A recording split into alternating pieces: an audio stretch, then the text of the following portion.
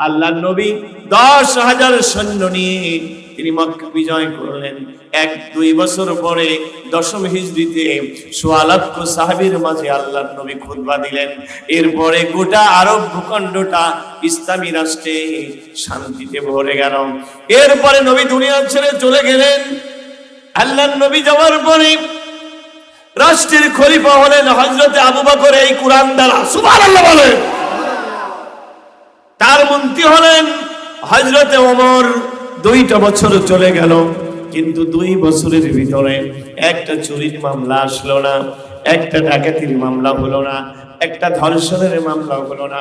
হযরত ওমর আবু বকরকে ডেকে বলেন, মা হাজাতুল হাকিমিন লিহাদিহিল উম্মাহ, ও আবু বকর, এই জাতির জন্য বিচারকের কি কোনো প্রয়োজন আছে? কারণ 2 বছর চলে গেছে, 2 বছরের ভিতরে একটা মামলাও ঘটে ওঠে না। 2 বছর চলে গেল, 2 বছরের ভিতরে একটা চুরির মামলা নাই, ডাকাতির মামলা নাই, একটা ধর্ষণের মামলা নাই, একটা খুনের মামলা নাই। এ কেমন? বিচারকের দরকার কি, কোর্টের দরকার কি? হযরত ওমর বলতেছে আবু বকরকে। আবু বকর বললেন, এ ওমর, তুমি তো বুঝো নাই, দ্বীন ওহুমুর নসিহা, এ রাষ্ট্র চলে কোরআন দিয়ে। রাষ্ট্রের মানুষেরা একজন আরেকজনের ভালো চিন্তা করে। এখানে অন্যায় কি করে হবে? যেখানে কোরআন আছে সেখানে শান্তি আছে। আল্লাহু আকবার বলে। আল্লাহ রাব্বুল আলামিন বলেন, কুলিল্লাহুম্মা মালিকাল মুলকি তু'তিল মুলকা মান তাশাউ ওয়া তানজিউল মুলকা মিম্মান তাশাউ ওয়া তু'ইজ্জু মান তাশাউ ওয়া তুযিল্লু মান তাশাউ বিয়াদিকাল খায়র ইন্নাকা আলা কুল্লি শাইইন কাদির।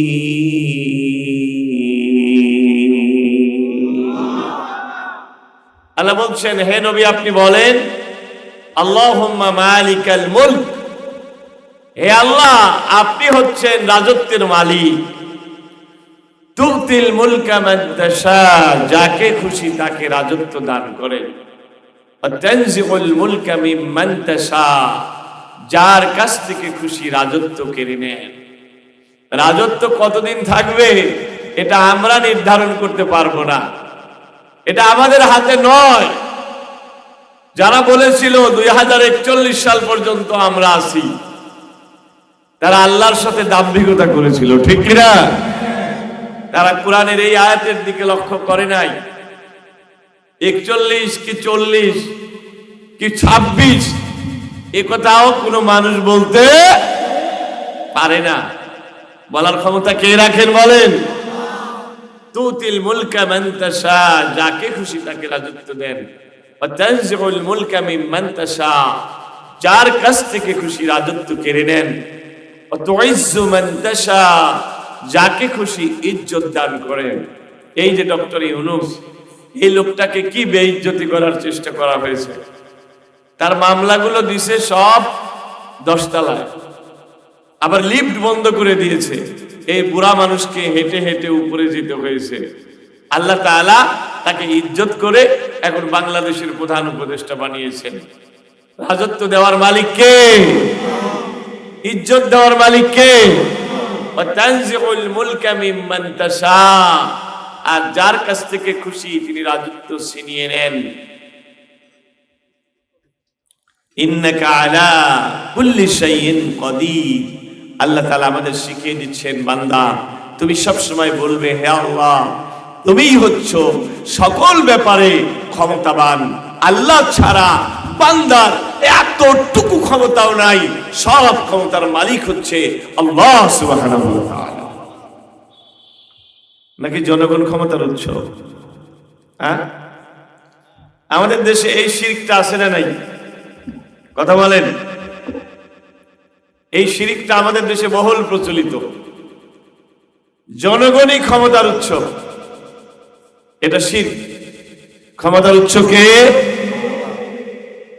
এটা যদি আপনি বিশ্বাস করেন জনগণ ক্ষমতার উৎস, তাহলে কিন্তু আল্লাহর সাথে শিরক হয়ে যাবে। ওয়া আন্নাল কুওয়াতা লিল্লাহি জামিয়া, যেখানে আল্লাহ নিজে বলেছেন সমস্ত ক্ষমতা আমার জন্য। কার জন্য বলেন? এই জন্য কখনো বলবেন না জনগণ ক্ষমতার উৎস। এ যারা বলে জনগণ ক্ষমতার উৎস, তাদের এই কথার ভিতরেও ধান্দা আছে। কি আছে বলেন?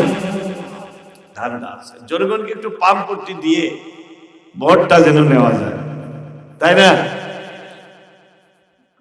নির্বাচনের আগে কত দাম, একটা কলা গাছের মোতাও সালাম পায়, ঠিক না?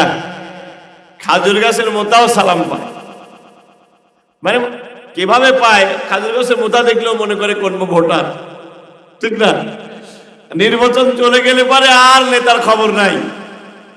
আসলে আল্লাহর আইন দ্বারা, সৎ লোকের শাসন দ্বারা যতক্ষণ পর্যন্ত এই জমিন না চলবে, ততক্ষণ পর্যন্ত এই জমিনে শান্তি আসবে না।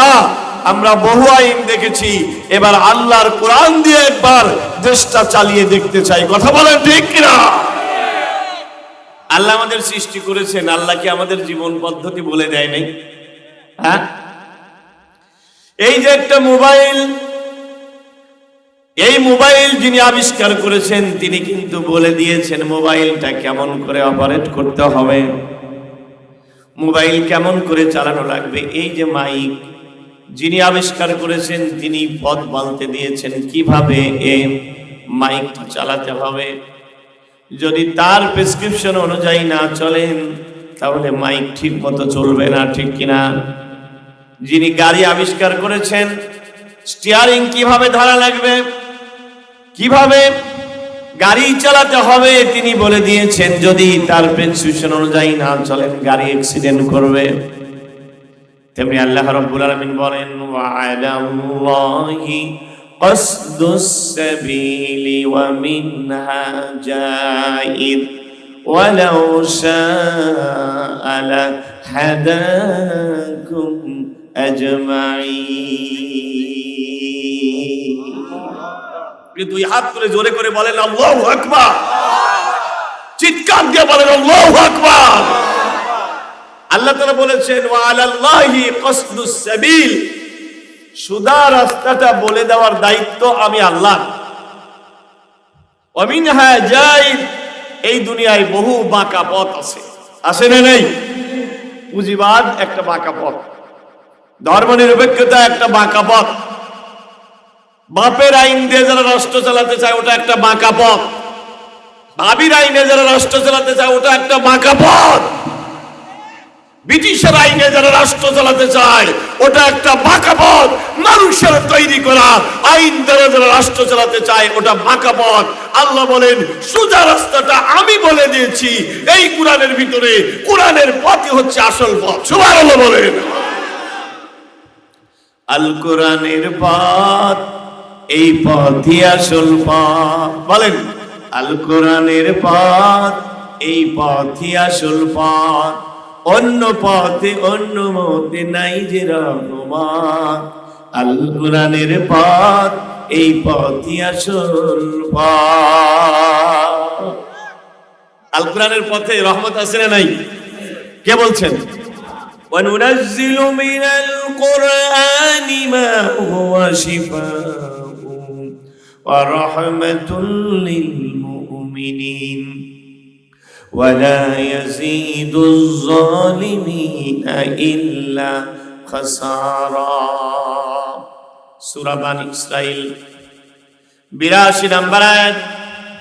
আল্লাহ তাআলা বলেন আমি এমন একটা কোরআন নাজিল করেছি যেই কোরআনের একটা নাম হচ্ছে শেফা। শেফা মানে ঔষধ, ঔষধ খেলে রোগ ভালো হয় কিনা? কোরআন মানলে, কোরআন দিয়ে ঝাড়া দিলে দেহের রোগ ভালো হয়ে যায় কিনা? কোরআন যদি কোনো পরিবারে থাকে ওই পরিবারের শান্তি আছে না নাই? তেমনি ভাবে কোরআন দিয়ে যদি সমাজটার চিকিৎসা করেন, কারণ এই সমাজে কোনো চুরি থাকবে না, এই সমাজে ডাকাতি থাকবে না, এই সমাজে খুন থাকবে না, হত্যা থাকবে না, ধর্ষণ থাকবে না। আল্লাহ তাআলা বলেন ওয়া রাহমাতুল লিল মুমিনিন, এটা মুমিনদের জন্য রহমত। কোরআন যেখানে থাকবে ওই জমিনটা রহমত দিয়ে ভরা থাকবে।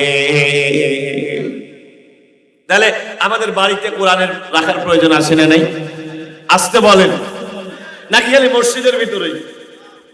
মসজিদে গেলে হাফেজ বানালাম, মাদ্রাসায় গেলে হাফেজ বানালাম, বাড়িতে কোরআন পড়লাম না, লাভ হবে? তাহলে বাড়িতে কোরআন তেলাওয়াতের প্রয়োজন আছে। যেই বাড়িতে প্রতিদিন কোরআন তেলাওয়াত হয়, ওই বাড়িতে বউ আর স্বামীর ভিতরে কটকটানি খেসখেসানি নাই, ওই বাড়িতে শান্তিতে ভরে দেয় কে? তেমনি যেই সমাজে কোরআন দ্বারা সমাজটা চলে, পরামর্শ ভিত্তিক ভাবে চলে, সেই সমাজ শান্তি থাকে। তেমনি যেই দেশের ভিতরে কোরআন দ্বারা দেশ চলে, ওই দেশের ভিতরে শান্তি নাজিল করে দেন কে? আল্লাহ রাসূল সাল্লাল্লাহু আলাইহি সাল্লাম এই যে রজব মাস চলে গেল, গত মাস, এই রজব মাসে রাসূলের মেরাজ হলো। মেরাজের কয়েকদিন পরে আল্লাহর নবীজি মদিনায় হিজরত করলেন। হিজরতের সময় আল্লাহর নবী আল্লাহ তাআলার কাছে দোয়া করলেন, ওয়াজআলনি মিন লাদুনকা সুলতানান নাসীরা। ও আল্লাহ তাআলা, আমি তো 13 বছর মক্কায় দাওয়াত দিয়েছি, আমার হাতে কোনো রাষ্ট্র ক্ষমতা ছিল না, এজন্য মক্কায় আমার দাওয়াত অল্প কিছু মানুষ গ্রহণ করেছে, এই মক্কায় আমার পাওয়ার নাই, এজন্য রাতের অন্ধকারে মক্কা থেকে চলে যেতে হচ্ছে। কথা বলেন না ঠিক কিনা? রব্বুল আলামিন, আমি মদিনায় যাচ্ছি, আমাকে একটা বিজয়ী রাষ্ট্র ক্ষমতা দান করেন। আল্লাহ নবী যখন মদিনায় গেলেন, একটা রাষ্ট্র ব্যবস্থা কায়েম করলেন। এই রাষ্ট্র ব্যবস্থার ভিতরে 10 বছরের ভিতরে ইসলাম ছড়িয়ে গেল। আল্লাহর নবী 10,000 সৈন্য নিয়ে তিনি মক্কা বিজয় করলেন। 1-2 বছর পরে 10ম হিজরিতে 1.25 লক্ষ সাহাবীর মাঝে আল্লাহর নবী খুতবা দিলেন। এরপরে গোটা আরব ভূখণ্ডটা ইসলামী রাষ্ট্রে শান্তিতে ভরে গেল। এরপরে নবী দুনিয়া ছেড়ে চলে গেলেন। আল্লাহর নবী যাওয়ার পরে রাষ্ট্রের খলিফা হলেন হযরত আবু বকর, এই কুরআন দ্বারা, সুবহানাল্লাহ বলেন। তার মন্ত্রী হলেন হযরত ওমর। 2টা বছর চলে গেল, কিন্তু 2 বছরের ভিতরে একটা চুরির মামলা আসলো না, একটা ডাকাতির মামলা হলো না, একটা ধর্ষণের মামলা হলো না। হযরত ওমর আবু বকরকে ডেকে বলেন, মা হাজাতুল হাকিমিন লিহাদিহিল উম্মাহ, ও আবু বকর, এই জাতির জন্য বিচারকের কি কোনো প্রয়োজন আছে? কারণ 2 বছর চলে গেছে, 2 বছরের ভিতরে একটা মামলাও ঘটে ওঠে না। 2 বছর চলে গেল, 2 বছরের ভিতরে একটা চুরির মামলা নাই, ডাকাতির মামলা নাই, একটা ধর্ষণের মামলা নাই, একটা খুনের মামলা নাই। এ কেমন? বিচারকের দরকার কি, কোর্টের দরকার কি? হযরত ওমর বলতেছে আবু বকরকে। আবু বকর বললেন, এ ওমর, তুমি তো বুঝো নাই, দিন ওহমুর নসিহা, এ রাষ্ট্র চলে কোরআন দিয়ে। রাষ্ট্রের মানুষেরা একজন আরেকজনের ভালো চিন্তা করে, এখানে অন্যায় কি করে হবে? যেখানে কোরআন আছে সেখানে শান্তি আছে। আল্লাহু আকবার বলে। রাষ্ট্রটা কোরআন দিয়ে চলুক, চান না চান না? তাহলে যে ওই নেতাদের পিছনে চলেন যারা ক্ষমতা পাই নাই, এখনই বলে আমরা ইসলামী আইন টাইনে বিশ্বাস করি না, আছে না নাই? এখনই বলে কোরআনের সাথে রাজনীতির কোনো সম্পর্ক না। আমি বলি তোমার সাথে কোরআনের কোনো সম্পর্ক। যে বলে কোরআনের সাথে রাজনীতির কোনো সম্পর্ক নাই, তার সাথে ইসলামের কোনো সম্পর্ক নাই, তার সাথে কোরআনের কোনো সম্পর্ক নাই, ঠিক না? আমার রাসূল ছিলেন রাষ্ট্রের প্রেসিডেন্ট, হযরত সুলাইমান আলাইহিস সালাম ছিলেন গোটা পৃথিবীর প্রেসিডেন্ট, দাউদ আলাইহিস সালাম ছিলেন রাষ্ট্রের প্রেসিডেন্ট, আবু বকর, ওমর, উসমান, আলী 4 খলিফা রাষ্ট্রের প্রেসিডেন্ট, হযরত ইউসুফ আলাইহিস সালাম খাদ্যমন্ত্রী মিশরের, তিনি অর্থমন্ত্রী। আর এই মুসলমান বলে নাকি যে কোরআনে কোনো রাজনীতি নাই, কোরআনের রাষ্ট্রের সাথে কোনো সম্পর্ক নাই। আমরা বলি তার এই কথার ভিতরে ধান্দা আছে। কথা বলেন। বাংলাদেশের 90% মানুষ কোরআনের শাসন চায়, আরো বেশি, ঠিক কিনা বলেন? মুসলমানদের ভিতরে মিনিমাম 90% মুসলমান কোরআনের শাসন চায়, চায় কিনা বলেন? ও আওয়ামী লীগ করলেও চায়, আপনি সাধারণ লোকরা দেখবেন চায়, ঠিক না? আওয়ামী লীগও চায়, বিএনপিও চায়, জাতীয় পার্টি চায় দেশটা কোরআন দ্বারা চলুক। তাহলে চলে না কেন? চলে না হচ্ছে ওই যে দাদা বাবুরা দিল্লি থেকে বলে দিয়েছে কোরআন দ্বারা এই রাষ্ট্র চলা যাবে না, কারণ তারা জানে কোরআন দিয়ে রাষ্ট্র চললে ঢাকার রাজত্ব চলবে, দিল্লির রাজত্ব চলবে না। কথা বলেন। আজ ধানমন্ডি 32 নম্বর গুড়িয়ে দেওয়া হয়েছে। অনেকে মনে করে এটা মনে হয় খালেদা জিয়ার বাড়ি কেড়ে নিয়েছিল, ওই জন্য। না, বোঝেন নাই আপনারা। খালেদা জিয়ার বাড়ি কেড়ে নিয়েছিল, এই জন্য ওই 32 নম্বরকে গুড়িয়ে দেওয়া হয় নাই। এই 32 ধানমন্ডি 32 নম্বর, এটা স্বৈরতন্ত্রের প্রতীক, এটা ফ্যাসিবাদের প্রতীক। এই ধানমন্ডি 32 নম্বর বসে শেখ মুজিব বাকশাল কায়েম করেছিল। এই ধানমন্ডি 32 নম্বর থেকে 17টি বছর এদেশের মানুষের ভোটের অধিকার বঞ্চিত করা হয়েছে। দুম গুম খুন আয়না ঘরের মাধ্যমে মানুষকে একটা জাহান্নামের কারাগার বানায় দিয়েছিল বাংলা। কথা বলেন না ঠিক কিনা? তারা ফেসিবাদ কায়েম করেছিল। আবার তারা মনে করছে যে ওই ধানমন্ডি 32 নম্বরকে কেন্দ্র করে আবার তারা নেতৃত্ব করে ঢুকবে, আবার তারা ক্ষমতায় বসবে। এজন্যই দিল্লির রাজত্ব আর এই বাংলায় চলবে না, ফেসিবাদ আর চলবে না। দিল্লি নয়, ঢাকা, এই স্লোগান দেওয়ার জন্য, এই মেসেজ দেওয়ার জন্য 32 নম্বরকে গুড়িয়ে দেওয়া হয়েছে। কথা বলেন ঠিক কিনা?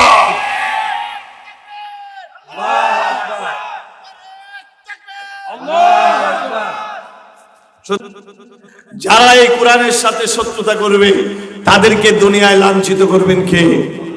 লাঞ্ছিত করবেন কে?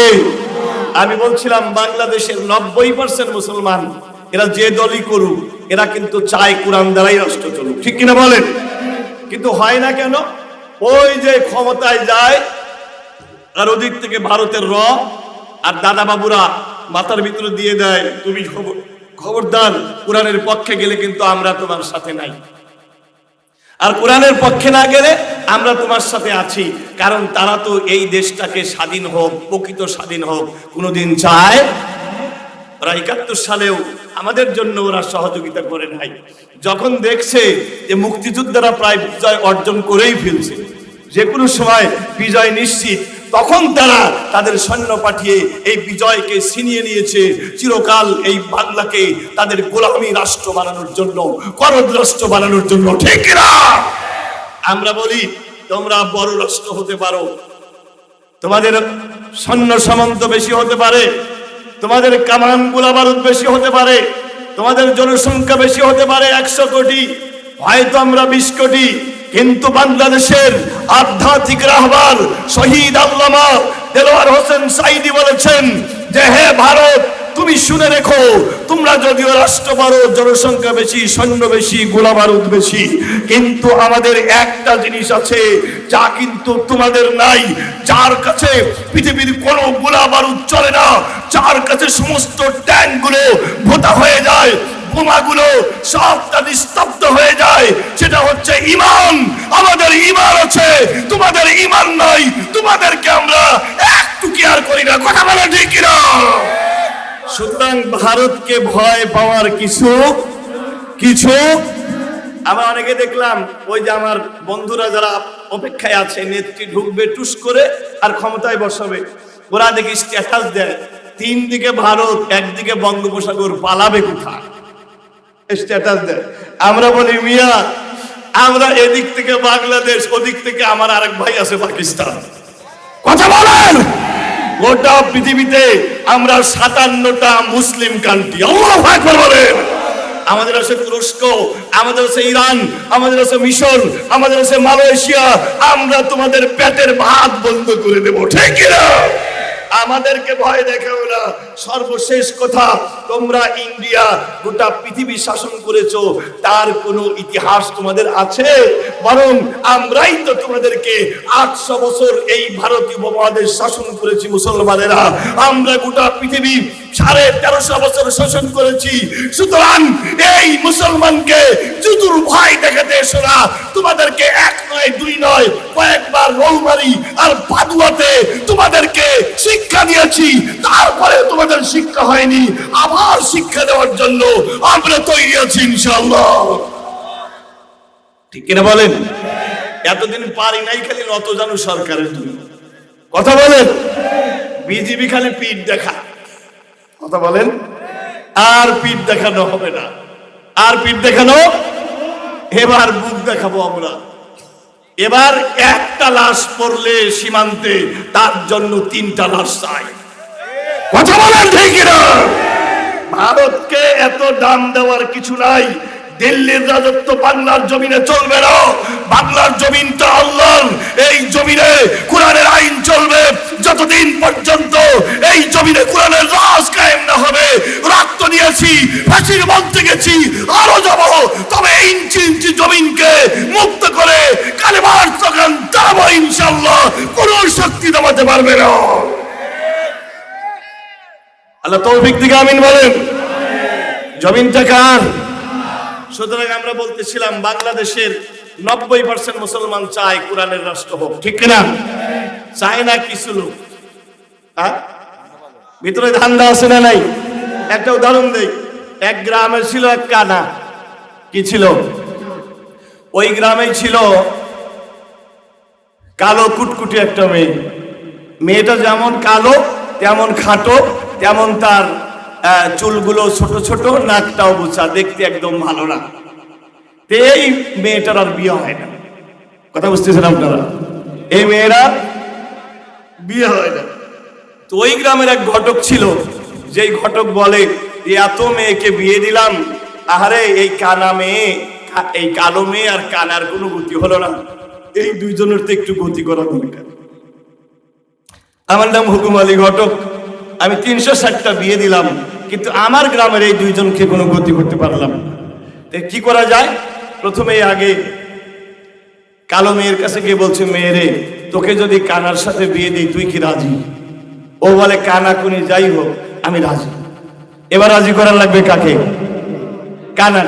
কানার কাছে গিয়ে বলতেছে, কানা এই গ্রামে একটা মেয়ে আছে, হাই রে চেহারা, যেমন গায়ের রং তেমন তার মাথার চুল, তেমন উঁচু লম্বা, ঠোঁট দুটো গোলাপের পাপড়ির মতো, চোখ দুটো ভ্রমর কালো, গায়ের রং দুধে আলতা। কানা তো আর দেখে নাই। কানা কি দেখছে? কানা শুনেই খালি বনে বনে মন কলা খায় আর বলে, ভাই আমি এটা শুনে কি করব? এ মেয়ে তো আর আমাকে বিয়ে করবে না। এখন ঘটক বলে, শোন এখানেই তো ঘটনা রে, এত সুন্দর একটা মেয়ে, কিন্তু যত বিয়ে আসে এ মেয়ে বলে আমি কারোর সাথে বিয়েতে রাজি না, কারণ আমি ওই কানাকে ভালোবাসি। কাকে ভালোবাসি? এবার কানা কলার ঝাঁকাচ্ছে আর বলে, তোমরা তো টের পেলে না আমার ভিতর কি আছে? তোমরা না জানলেও হুরটা ঠিকই টের পাইছে আমার ভিতরে কি আছে। তো দুজনের বিয়ে হয়ে গেল, মহা সুখী, সুখের সংসার, ছেলে মেয়ে হয়ে গেছে, নাতি নাতনি হয়ে গেছে, সবই হয়ে গেছে, সংসার সুখের। পেঁয়াজ লাগাইছে এক ডাক্তার। ওই গ্রামেরই একটা ছেলে জার্মানি থেকে চোখের ডাক্তারি শিখে এসে বলে, এই গ্রামের যত কানা আছে সব কানার চোখ ভালো করে দেব। পেঁয়াজ লাগছে কিনা বলেন? এখন ছেলে মেয়েরা খুশি যে আমার আব্বার চোখ ভালো হলে তো ভালোই, নাতি নাতনিরা আরো খুশি। দাদা খেলার সময় কিছু দেখে না, আমরা যাই ডানে, দাদা যায় বায়ে, দাদার চোখ ভালো হলে তো ভালোই। কিন্তু একজন কয় আমার কানাই ভালো। কি ভালো? কি ভালো? কানাই ভালো। তো পরামর্শীরা কয়, তোমার কানা ভালো কেন? তোমার কানার চোখ ভালো হলে তো ভালো, তোমাকে তো দেখতে পাবে। কয় আমাকে দেখার দরকার নেই, ঠিক না? কারণ ও জানে একবার যদি কানা আমাকে দেখে তাহলে ভালোবাসা তো দূরের কথা, ঝাঁটার বাড়ি একটাও মাটিতে পড়বে। ওটের পাবে এ কোন জাতের হুর, তো কোন জাতের? তো আমাদের 90% সাধারণ মুসলমান, আওয়ামী লীগ করুক, বিএনপি করুক, জাতীয় পার্টি করুক, এরা কোরআনের আইন চায়। কিন্তু উপরে যারা বসে থাকে, ওই যারা রয়ের এজেন্ট, ওই বড় বড় পদে থেকে, তারা কোরআনের আইন চায় না। কারণ তারা জানে একবার যদি কোরআনের আইন বাংলাদেশে চালু হয় তাহলে তো আর বোতল খাওয়া যাবে না, তাহলে তো আর নারীবাজি করা যাবে না। জনগণ ঠিকই টের পাবে এতদিন যারা চালাইছে তারা কোন জাতের রাজনীতিবিদ। কথা বলেন ঠিক কিনা? বুঝলেন আপনারা? সুতরাং আমরা তাদের জন্য আর বাংলাদেশকে কোরআনের শাসন থেকে আমরা বঞ্চিত রাখতে চাই। দেশটা চলবে কোরআন দ্বারা ইনশাআল্লাহ। সমাধান, ও সমাধান চাও যদি জীবনে মরণে, ফিরে যাও খুঁজে নাও চোখ রাখো কোরআনে। এ বাণী সকলের নয় শুধু মুমিনের, শান্তি পাবে তুমি যদি মানো কোরআনে। ঘরে বলো কিবা রাষ্ট্রে বলো, অশান্তি দূর করে শান্তি আনে সমাধান। ও সমাধান চাও যদি জীবনে মরণে, ফিরে যাও খুঁজে নাও চোখ রাখো কোরআনে। এ তো চির অম্লান চির মুক্তির ডাক, এ যে মহাবাণী খোদারি কালামে পাক। আল্লাহু আকবার বলেন। এ কোরআনে কোনো ভুল আছে? সন্দেহ আছে? এ তো চির অম্লান চির মুক্তির ডাক, এ যে মহাবাণী খোদারি কালামে পাক। এই দুনিয়ার সেই দুনিয়া, অশান্তি দূর করে শান্তি আনে সমাধান। ও সমাধান চাও যদি জীবনে মরণে, ফিরে যাও খুঁজে নাও চোখ রাখো কোরআনে। মারহাবা বলেন। আমাদের স্রষ্টা কে? কে? আল্লাহ। ওই আল্লাহ আমাদের সৃষ্টি করে আমাদের জীবন ব্যবস্থা বলে দিয়েছে কি দেয় নাই? কথা বলেন। দিছে না? না দেয় নাই? আমাদেরকে কি অন্ধকারে ছেড়ে দিছে? আল্লাহ আমাদের জীবন ব্যবস্থা বলে দিয়েছে। সম্মানিত ভাইরা, আমরা আল্লাহ রাব্বুল আলামিন এমন আল্লাহ, মরুভূমির বুকে মানুষ যখন পথ চলবে, মানুষ যেন পথ হারিয়ে না ফেলে, এই জন্য আল্লাহ রাব্বুল আলামিন মরুভূমির ভিতর দিয়ে রাস্তা তৈরি করে দিয়েছেন। আবার যখন পাহাড়ের উপর দিয়ে চলবেন, যেন পথ হারিয়ে না ফেলেন, এই জন্য আল্লাহ গিরিপথ তৈরি করে দিয়েছেন। আপনি যখন সাগরে চলবেন, তখনও যেন পথ হারিয়ে না ফেলেন, ওই জন্য আল্লাহ রাব্বুল আলামিন আকাশে তারকা খচিত করে দিয়েছেন। ওই তারকা দেখে দেখে নাবিকেরা চলে। তাহলে বলেন তো, ওই আল্লাহ আপনাকে দুনিয়ায় সৃষ্টি করে আল্লাহ কি আপনাকে অন্ধকারে ছেড়ে দিয়েছে? ছাড়েন নাই। আল্লাহ আপনার জন্য একটা জীবন ব্যবস্থা দিয়েছে। বলেন তো এই জীবন ব্যবস্থার নাম কি? ইসলাম। সবাই বলেন নাম কি? সবাই বলেন নাম কি? ইসলাম। আল্লাহ বলেন, ইন্নাদ দীনা ইনদাল্লাহিল ইসলাম। আমি আল্লাহর কাছে জীবন ব্যবস্থা একটাই, ইসলাম ছাড়া অন্য কোনো কিছু আমি মানি। আল্লাহ গ্রহণ করবেন না, কোন করবে? আচ্ছা আপনারা বলেন তো, হিন্দু কেউ যদি হিন্দু ধর্ম গ্রহণ করে সারা জীবন চলে, ও কি বেহেশতে যাবে? আসতে বলেন যাবে? কেউ যদি খ্রিস্টান ধর্ম মানে, আমার নবীকে শেষ নবী না মানে, ও কি বেহেশতে যাবে? বৌদ্ধ ধর্ম যদি কেউ গ্রহণ করে, আমার নবীকে যদি শেষ নবী মানে, ও কি বেহেশতে যাবে? যাবে না। কারণ ইন্নাদ দীনা ইনদাল্লাহিল ইসলাম। আল্লাহর কাছে জীবন ব্যবস্থা একটাই, তার নাম হচ্ছে ইসলাম। আল্লাহ সূরা আলে ইমরানের 183 নম্বর আয়াতে বলেন, ওয়া ইয়াবতাগি গায়রাল ইসলামি দীনান ফালা ইউকবালা মিনহু ওয়া হুয়া ফিল আখিরাতি মিনাল খাসিরিন। যে ব্যক্তি ইসলামকে বাদ দিয়ে অন্য কোনো জীবন ব্যবস্থা, অন্য কোনো ধর্ম তালাশ করবে, কিয়ামতে তার কাছ থেকে কোনো কিছুই গ্রহণ করা যাবে না। এই ব্যক্তি কিয়ামতে মহা ক্ষতির মধ্যে পড়ে যাবে। সুতরাং আল্লাহর কাছে একটা মাত্র জীবন ব্যবস্থা, একটু জোরে বলতে হবে, তার নাম কি? তার নাম কি? ইসলাম। মনে থাকবে তো? ভেজাল নাই তো? আবার ভালো করে বুঝেন। তাহলে আগে একটা প্রশ্নের উত্তর দিয়ে দেই। অনেকে মনে করতে পারে, হুজুর পৃথিবীতে এত ধর্ম, হিন্দু বৌদ্ধ খ্রিস্টান এত ধর্ম, তাহলে ইসলাম শুধু আল্লাহর কাছে একটা ধর্ম, অন্যগুলো কি দোষ করলো? ঠিক না ভাইরা? দোষ তাদের এটাই, তাদের কিতাবের ভিতরেও আমার নবীকে মানার কথা বলা হয়েছে। সুবহানাল্লাহ বলেন। তাদের কিতাবে স্পষ্টভাবে লেখা রয়েছে যে মুহাম্মদ সাল্লাল্লাহু আলাইহি ওয়াসাল্লাম যখন আসবে তখন তাকে অনুসরণ করবা। হিন্দুদের পুরাণ কিতাবের ভিতরে বলা হয়েছে, ওই যুগের কলকি বলছেন, আমি প্রথম কলকি নই, আমি শেষ কলকি নই, আমার পরে একজন কলকি আসবে, যেই কলকির বাবার নাম বিষ্ণুয়াস। এটা সংস্কৃত শব্দ, এটা অনুবাদ করলে হয় ভগবানের দাস, আরবি অনুবাদ করলে হয় আব্দুল্লাহ। আমার নবীর বাবার নাম আব্দুল্লাহ। তার বলছে তার মায়ের নাম হবে সুমতি, আরবি অনুবাদ করলে হয় আমিনা। বলছে তিনি আসবেন সাম্বালা নামক এলাকায়, আরবি অনুবাদ করলে হয় দারুল আমান, মক্কা নগরী। সুবহানাল্লাহ বলে। সেখানে বলা হচ্ছে তিনি মাধব মাসের 12 তারিখে জন্ম নেবেন। মাধব মাস মানে রবিউল আউয়াল, আরবি অনুবাদ করলে হয় রবিউল আউয়াল। 12 তারিখ মানে 12 তারিখ। সুবহানাল্লাহ, আসতে বলবেন। রবিউল আউয়ালের 12 তারিখে কে জন্ম নেয়? কে? সেখানে বলা হচ্ছে এই কলকি যখন আসবে তখন তাকে মানা ছাড়া কোনো উপায়। আবার খ্রিস্টান ধর্মের কিতাবের মধ্যেও সেখানে ঈসা আলাইহিস সালাম বলছেন, I think that my departure is better for you because if I don't go the Paraclete will not come, and if I go the Paraclete will come, and Paraclete is better than me. ঈসা আলাইহিস সালাম বলছে তোমরা আমাকে শুলে চড়াচ্ছ, আমার কোনো আপত্তি নাই, কারণ আমি না গেলে তো সেই Paraclete আসবে না, আর Paraclete যখন আসবে তখন আমাকে মানলে চলবে না, তাকেই তোমরা মানবে। এই Paraclete শব্দের দুইটা মানে, একটা হচ্ছে প্রশংসাকারী আর একটা প্রশংসা। আমার নবীর দুইটা নাম আহমদ এবং মুহাম্মদ। আহমদ মানে প্রশংসাকারী, মুহাম্মদ মানে প্রশংসাকৃত। তার মানে এখানে ঈসা আলাইহিস সালাম যেই নবীকে মানতে বলল ওই নবীর নাম মুহাম্মদ। জোরে বলেন না সুবহানাল্লাহ। চিৎকার দিয়ে আল্লাহু আকবার। আবার ইহুদিরা আমার নবীকে চেনে কি চেনে না বলেন? ওরাও কিন্তু আমার নবী যে শেষ নবী, ওরা কিন্তু ঠিকই চেনে। আল্লাহ কোরআনে বলেছে আল্লাযীনা আতাইনাহুমুল কিতাবা ইয়ারিফুনাহু কামা ইয়ারিফুনা আবনাআহুম।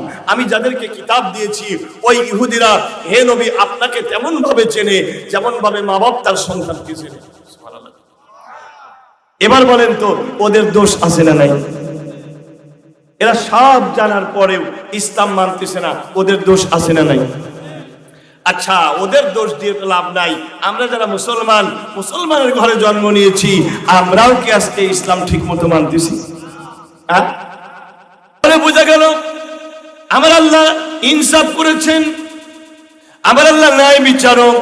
ইহুদি খ্রিস্টানদেরকেও বলে দিয়েছেন নবীকে মানার জন্য, ইসলাম মানার জন্য। আবার মুসলমানদেরকেও বলে দিয়েছেন মুসলমান হওয়ার জন্য, ইসলাম মানার জন্য। ইহুদি খ্রিস্টানেরা যেমন ইসলাম গ্রহণ করছে না, তারা বেদিন হয়ে থাকছে, তেমনি আমার দেশের কতগুলো মুসলমানেরা তারাও মুসলমানের ঘরে জন্ম নিয়ে বলে এই যুগে আর কোরআনের আইন চলে না। মুসলমানের ঘরে জন্ম নিয়ে বলে দেয়ার ইজ নো গড।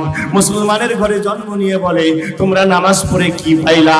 মুসলমানের ঘরে জন্ম নিয়েও বলে আমার কি ভাতের অভাব পড়ছে, আমি রোজা থাকবো। আছে না নাই? কথা বলে। তাহলে বোঝা গেল ইসলাম এটা মেনে নেওয়ার নাম। যতক্ষণ পর্যন্ত তুমি মেনে না নেবে ততক্ষণ পর্যন্ত তুমি মুসলমান হবে না। রাসূলের আপন চাচা আবু লাহাব ইসলাম মানে না বলে কাফের, ঠিক কিনা? জোরে বলেন।